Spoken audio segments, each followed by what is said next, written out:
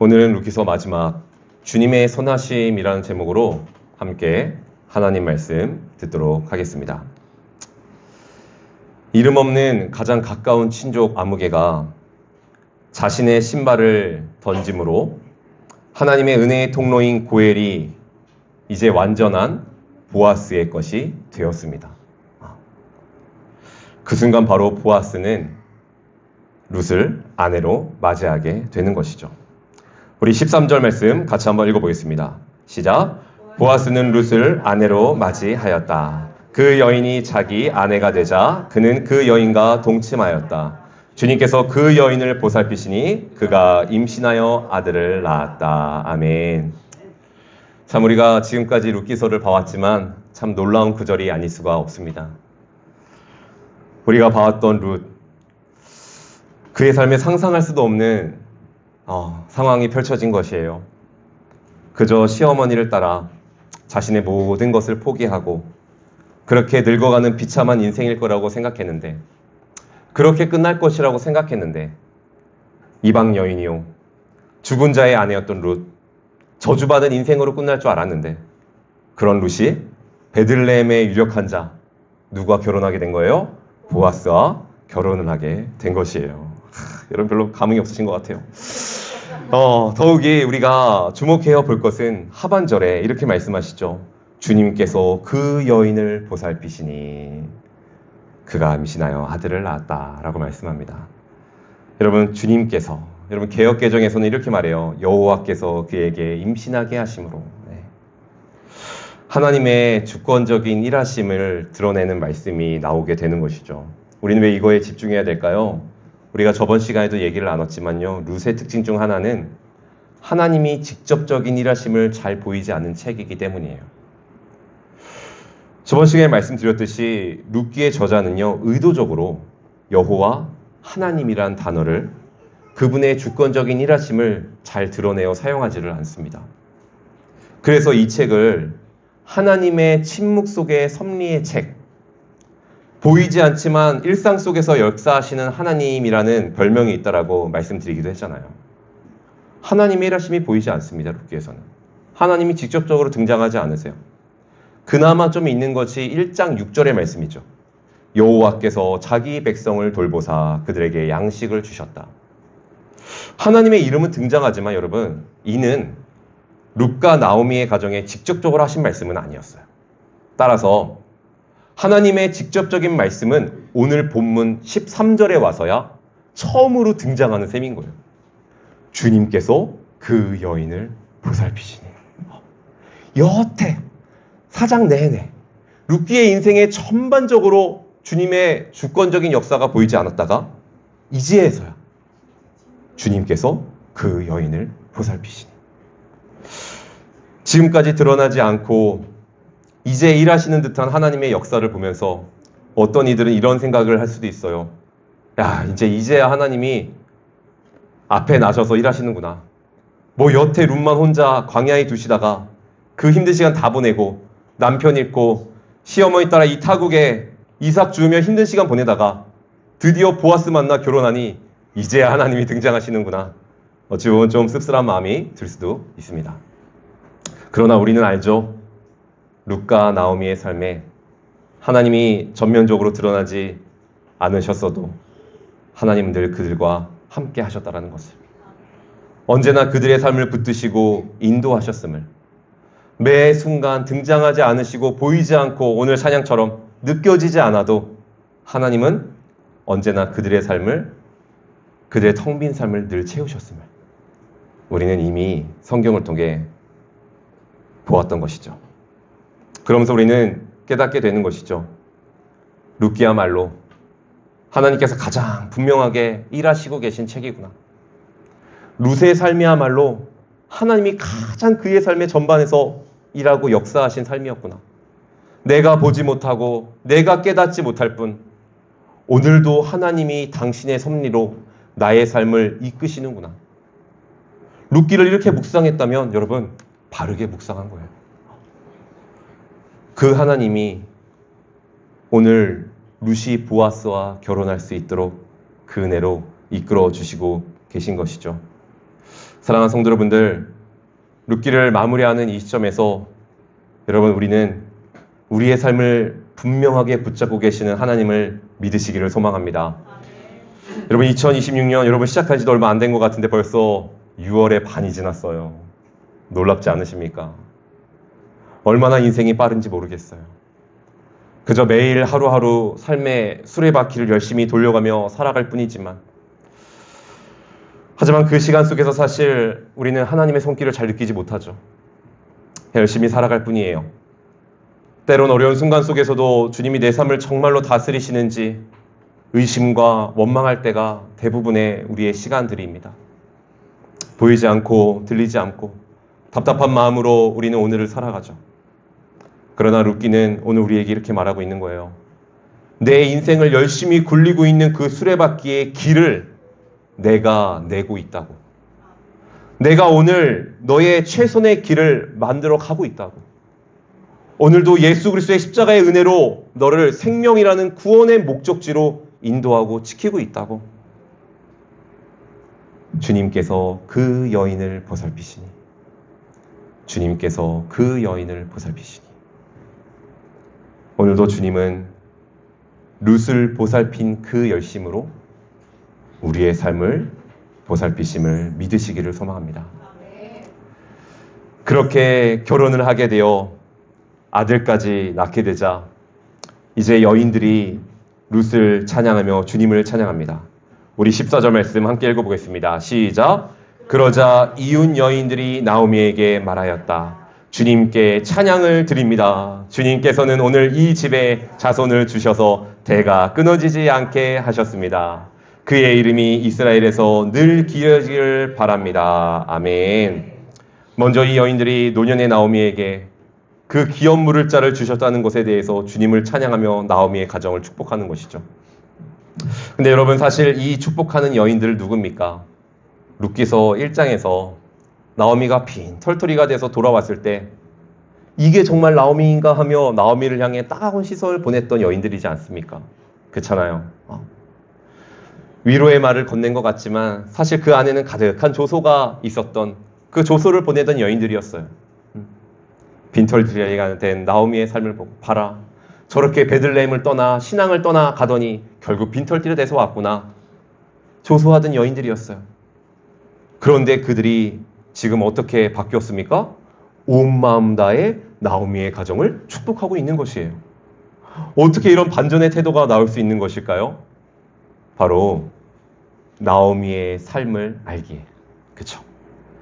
그 완전한 텅 빔의 삶을 살아가고 그렇게 끝날 수밖에 없었던 나오미의 삶이 하나님께서 그의 삶을 만지시니까 이렇게 보아스와 결혼까지 하게 되는, 즉 나오미의 가정에 있을 수 없는 고해를 허락하신 주님의 손길들을 그 여인들이 지켜보게 된 것이에요.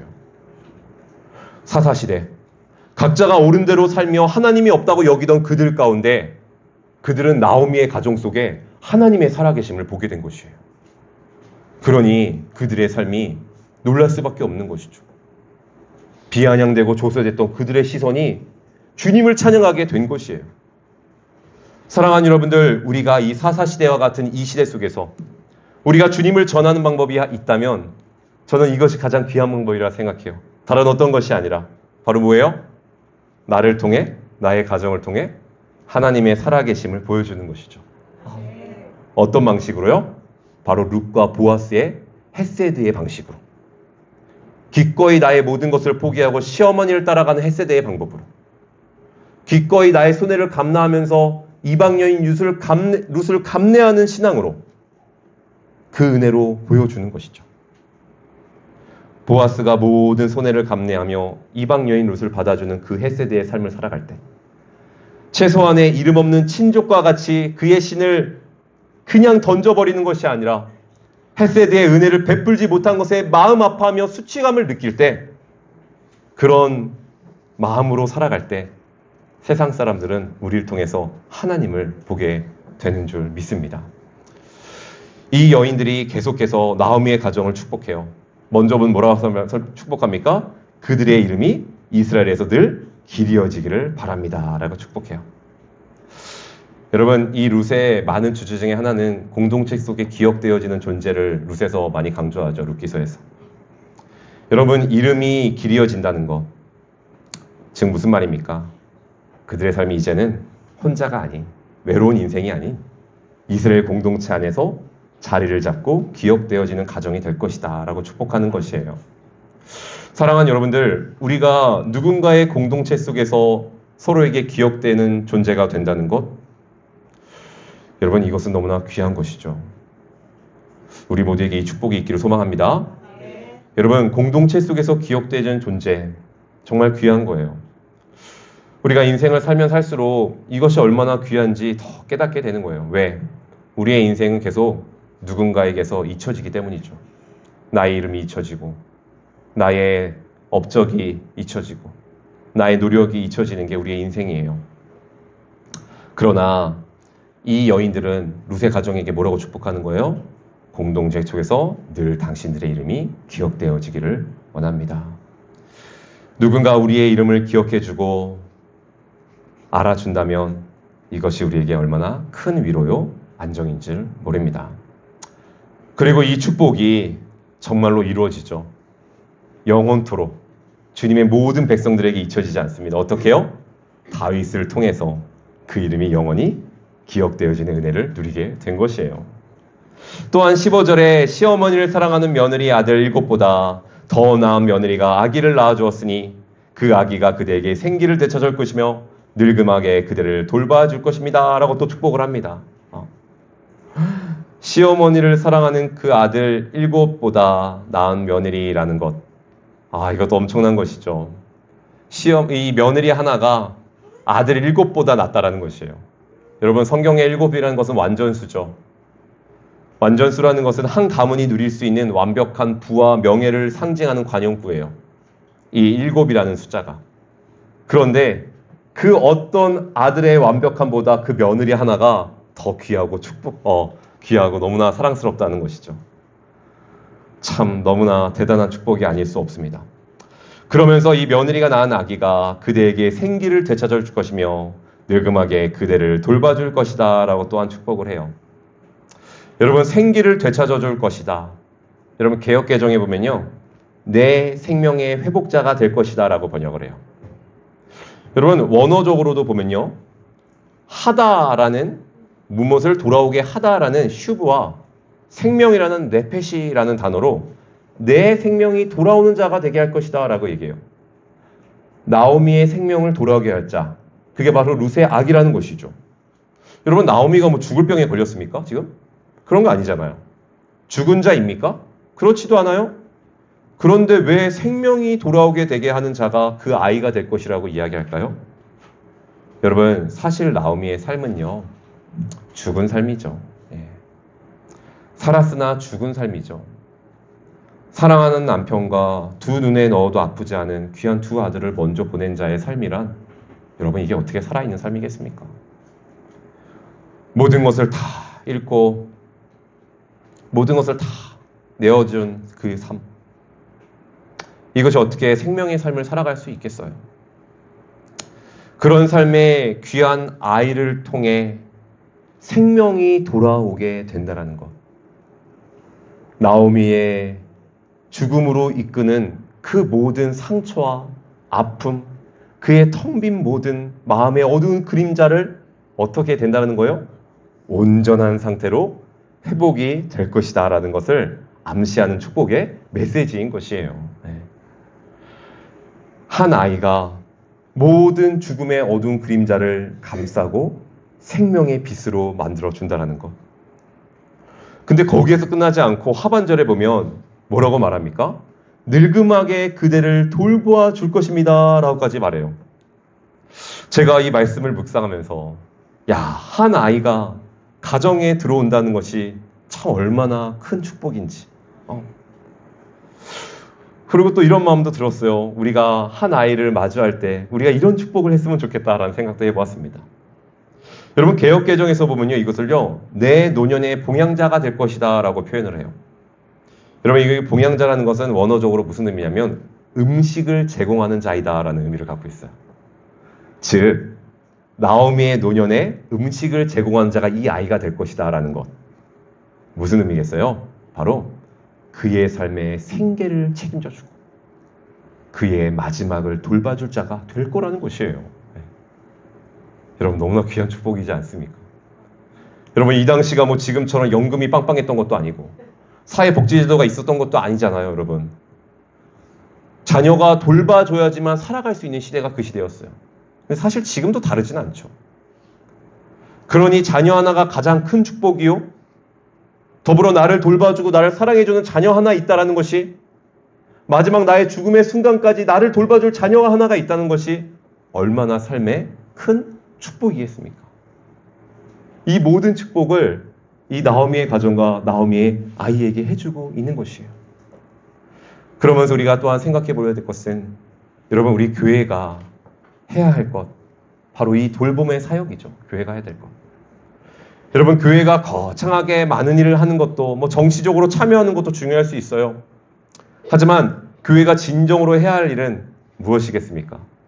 바로 오늘도 우리 주변에 룻과 나오미와 같이 텅 빈 삶을 살아가는 사람들의 삶을 채워주고 그들의 삶을 돌봐주는 거예요. 그게 교회가 할 일이에요. 더 이상 할 게 없어요. 내 이웃을 돌보고 그들의 삶을 관심 가져주는 것, 그들의 마지막 순간까지 그들의 삶을 지켜주는 것. 여러분 그것은 또한 거창한 것이 아니라 작은 것들이에요. 사실은 나에게 주어진 사람들에게 작은 선물 하나, 오늘도 따뜻한 작은 말 한마디 하나, 작은 손 하나 내밀어주는 것이 전부일 수 있어요. 이 사역에 교회가 힘써야 되는 것이죠. 나오미의 가정을 이 여인들이 이렇게 귀한 축복을 해주고 있는 것이에요. 그러면서 16절 17절에 보면 우리 한번 다 같이 읽어볼까요? 시작! 나오미가 그 아기를 받아 자기 품에 안고 어머니 노릇을 하였다. 이웃 여인들이 그 아기에게 이름을 지어주면서 나오미가 아들을 보았다 하고 환호하였다. 그들은 그 아기의 이름을 오벳이라고 하였다. 그가 바로 이새의 아버지요 다윗의 할아버지이다. 아멘. 나오미가 오벳을 자신의 품에 안고 어머니 노릇을 하였어요. 그것은 바로 선물로 온 귀한 이 아이를 자신의 품으로 품으면서 함께 돌보고 양육했다라는 것을 보여주는 것이죠. 근데 우리가 이 17절에서 의아하게 좀 보게 되는 것은, 이 여인들이 아기에 뭘 지어줍니까? 이름을 지어줬다라고 말씀하고 있어요. 여러분 사실 이 당시에는 이스라엘의 자녀들의 이름은 누가 지어줍니까? 바로 부모가 지어주는 거였어요. 그래서 몇몇 신학자들은 이 부분이 성경에 잘못 쓰여진 부분이다라고 이야기까지도 합니다. 그러나 그런 의미보다는 어떤 의미가 더 있을까요? 바로 이웃대 여인들이 이름을 지어줬다는 것, 바로 한 아이의 탄생을 온 공동체가 함께 모였다, 책임져 주었다 라는 것이에요. 네가 낳았으니 남의 아이, 모압 여인, 네가 이방 여인 낳은 아이니까 너네 아이라고 여기는 것이 아니라 모든 공동체가 자신의 아이로 받아들이고 있다라는 것이에요. 그러면서 그 아이의 이름을 지어줬는데 뭐라고 지어줍니까? 오벳이다 라고 지어줍니다. 그 이름은 섬기다, 일하다 라는 의미를 가지고 있어요. 이렇게 계속되는 축복의 말로 성경은 이제 마무리가 되는 것 같아요. 이렇게 큰 축복을 받고 이제 룻의 삶은 행복해지고 끝났구나. 우리 주원이도 이제 말씀이 끝난 줄 알고 박수를 치는데 오늘 짧게 하려고 해요. 그렇게 결론이 될 것처럼 끝나는 것 같아요. 그리고 그렇게 끝나도 이상하지 않을 것 같아요. 그렇잖아요. 모두가 행복하게 잘 살았더라 이래도 되잖아요. 그런데 이 모든 축복의 결론을 왕의 이야기로 룻기의 저자는 이어가고 있다는 것이에요. 마지막에 뭐라고 이렇게 고백합니까? 그가 바로 이새의 아버지요 다윗의 할아버지이다. 그러면서 18절에서 22절까지의 계보가 쭉 나옵니다. 다음은 베레스의 계보이다. 베레스는 헤스론을 낳고, 헤스론은 람을 낳고, 람은 아비다답을 낳고, 아비다답 나손을 낳고, 나손은 살몬을 낳고, 살몬은 보아스를 낳고, 보아스는 오벳을 낳고, 오벳은 이셋을 낳고, 이셋은 다윗을 낳았다. 그냥 축복받고 끝났다라고 해도 될 성경을 룻기의 저자는 다윗의 이야기까지 이어가고 있는 것이죠. 왜 뜬금없이 계보가 나오게 된 것일까? 여러분, 성경의 계보는 어떤 의미일까요? 여러분, 계보라는 것은 성경에서 하나님의 역사가 이렇게 이루어질 것이다 라는 것을 선포하는 말씀이 바로 계보예요. 창세기 5장에서도 아담에서부터 노아까지의 계보가 나오죠. 창세기 11장에서도 노아의 아들부터 아브라함의 계보까지 나옵니다. 하나님의 역사를 미리 보여주는 기능을 감당하는 게 바로 계보예요. 그래서 계보란 단순히 우리가 아는 가계도 정도가 아니에요. 하나님이 약속을 이렇게 이루어 가실 거구나. 그 약속을 어떻게 이루어 가시는지에 대한 신실하신 기록이 바로 계보예요. 그런데 또 하나의 핵심의 계보가 지금 어디에 나오고 있는 거예요? 룻기서 4장에 나오고 있는 거예요. 이 말도 안 되는, 이 텅 빈 인생인 나오미, 이 이방 민족인 룻의 삶 가운데 이 유명하고 중요한 계보가 나오고 있다는 것이죠. 여러분, 이것이 어떤 의미겠어요? 이 4장밖에 안 되는 이 짧은 말씀, 사사기와 사무엘상에 껴여있는 아무 의미 없는 그냥 의미 없는 스토리와 같은 그 룻기와 같은 이 짧은 4장의 말씀에 그 엄청난 계보가 들어가 있다는 것. 즉, 이 룻기의 이 말씀이 절대로 하찮거나 보잘것없는 한 인생의 여정을 담은 그 정도의 말씀이 아니라 하나님의 언약의 중심에 서 있는, 절대 가볍게 바라봐서는 안 되는 그런 중요한 말씀이라는 것이에요.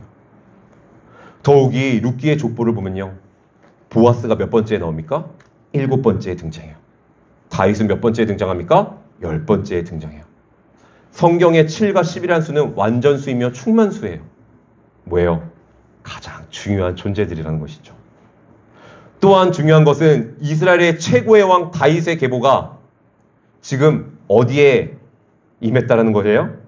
하찮은 인생인, 보잘것없는 이방 여인인 나오미와 룻의 가정에서 나왔다는 것을 보여주고 있어요. 이 또한 여러분 무슨 의미입니까? 바로 이런 연약한 인생에도 뭐가 있다? 소망이 있다라고 말씀하고 있는 것이에요. 여러분, 우리가 믿는 하나님은요, 나오미와 같은 하찮은 인생을 통해서도, 룻과 같은 이방 여인을 통해서도 하나님은 뭐하고 계시다는 걸 보여주는 거예요? 놀라운 계획을 가지고 계시며 그 뜻을 이루어 가시는 전능하신 하나님이시다라는 것을 이 계보를 통해 보여주고 있는 것이에요. 사랑하는 여러분들, 이것이 하나님의 놀라운 지혜요 능력이에요. 하나님은요, 여러분, 오늘도 너무나 하찮고 죄 많은 우리의 인생을 통해서도요, 하나님의 놀라운 계획을 갖고 계시다는 것을 믿으시기를 소망합니다. 그러니 제발 우리의 얄팍한 머리로 여러분 스스로를 정죄하지 마세요. 믿음이란 그 정죄를 멈추고 나같이 하찮은 인생을 통해서도 일하시는 주님을 바라보는 것이에요. 하나님이 룻의 가정을 사용하신 것처럼 나의 가정을 통해서도 일하실 거야. 하나님이 이 연약한 깨어진 가정을 통해서도 일을 하셨듯이 나의 가정을 통해서도 일하실 거야. 또한 이 룻의 가정에 이런 축복이 임하게 된 이유가 그가 높은 사람이고 많은 권력을 갖고 있고 유력한 자고 이스라엘의 순수 혈통이고 목사의 가문이고 3대째 신앙에 있는 가문이어서가 아니라 무엇 때문이었습니까? 바로 사사 시대 속에서도 기꺼이 헷세대의 은혜를 흘러보내는 믿음 때문이었다는 것. 우리는 이것을 반드시 기억해야 할 것입니다. 하나님은 오늘도 헷세대의 은혜로 손해를 보면서까지 하나님의 은혜를 전하는 그 가정을 통해서 하나님의 역사와 일을 만들어 가십니다. 이제 룻기의 마지막을 정리하려고 합니다. 사랑하는 성도 여러분들, 룻기서가 우리에게 주는 결론이 무엇일까요? 한 텅 빈 가정이 하나님의 은혜로 잘 살게 되었다? 행복하려면 이렇게 해야 된다? 복 받으려면 이렇게 해야 된다? 이거 말하는 것이 룻기서입니까? 아니죠. 되려 루키는 우리에게 이렇게 물어요. 진정 너의 주인이 누구냐? 진정 너의 삶에 신실함으로 이끄실 분이 누구니? 무엇이 너에게 가장 큰 은혜니? 너를 가장 깊이 사랑하시고 지켜주실 분이 누구니?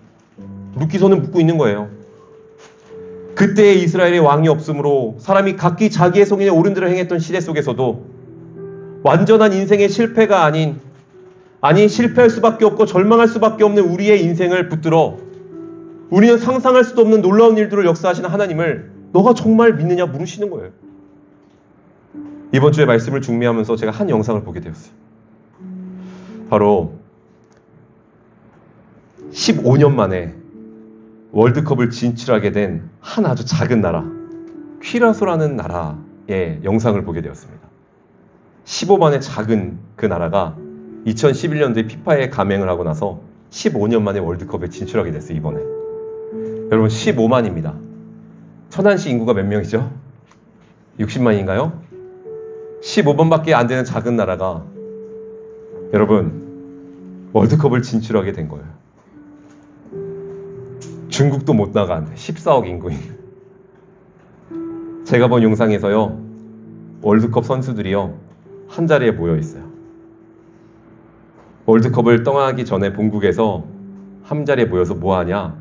찬양하는 모습이 영상에 나오더라고요. 선수들이 둥그렇게 서서 시민들과 함께 하나님을 찬양합니다. 여기 네덜란드 지역 바로 옆에 있는 거거든요. 그 찬양의 제목이요, 주님의 선하심이라는 찬양이었습니다. 제가 여러분에게 어저께 올려드린 영상이었어요. Goodness of God, Goodness of God, 하나님의 신실하심, 선하심이라는 가사예요. 이 가사가 내용이 이렇습니다. 주님을 사랑합니다. 당신의 자비는 결코 저를 실망시키지 않습니다. 저의 모든 생애가 당신의 손에 붙들려 있습니다. 지금 이때까지도 제가 깨어나는 그 순간부터 제 머리를 누이기까지 전 하나님의 그 선하심을 노래하겠습니다. 제 모든 삶 가운데 당신은 신실하셨습니다. 제 모든 삶 가운데 당신은 너무너무 좋으셨습니다. 그래서 제게 가능한 모든 호흡을 주님, 저는 주님의 그 선하심으로 노래하겠습니다. 당신의 선하심이 뒤쫓고 있습니다. 그것이 저를 뒤따르고 있습니다. 이 찬양이었어요. 이 찬양하는 퀴리소 축구 대표팀의 영상을 봤는데 그 작은 나라, 너무나 연약한 나라, 근데 제가 그 모습을 보면서 나오미의 가정처럼 느껴지더라고요. 사랑하는 성도님들, 이게 나오미와 룻이 오벳을 가슴에 품고 부른 찬양이지 않겠습니까? All my life you have been faithful. 나의 모든 삶에 당신은 신실하셨습니다. 여기까지 인도하신 모든 순간 하나님, 당신은 신실하시고 나를 지켜주셨습니다. 그 하나님을 저는 사랑합니다. 하나님은 오늘 이 룻기서의 앞에 서 있는 우리에게 다시 부르십니다. 너도 나에게 이 찬양을 들릴 수 있느냐? 나의 신실함을 정말로 믿느냐? 텅 빈 룻의 삶을 충만으로 채우듯이 그의 가정을 다윗의 가정으로 축복하듯이 너에게도 이 신실함을 네가 정말 믿느냐?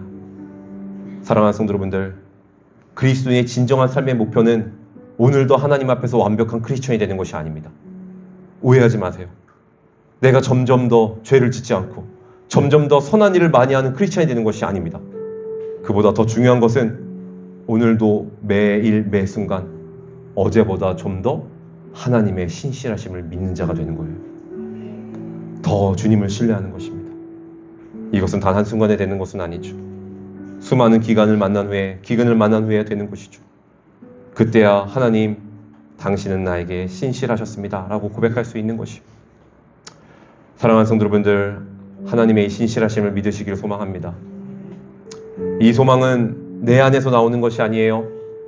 오직 십자가에서, 오직 하나님의 복음 안에서 우리는 그 하나님의 신실하심을 바라보며 깨닫게 되는 것뿐인 거예요.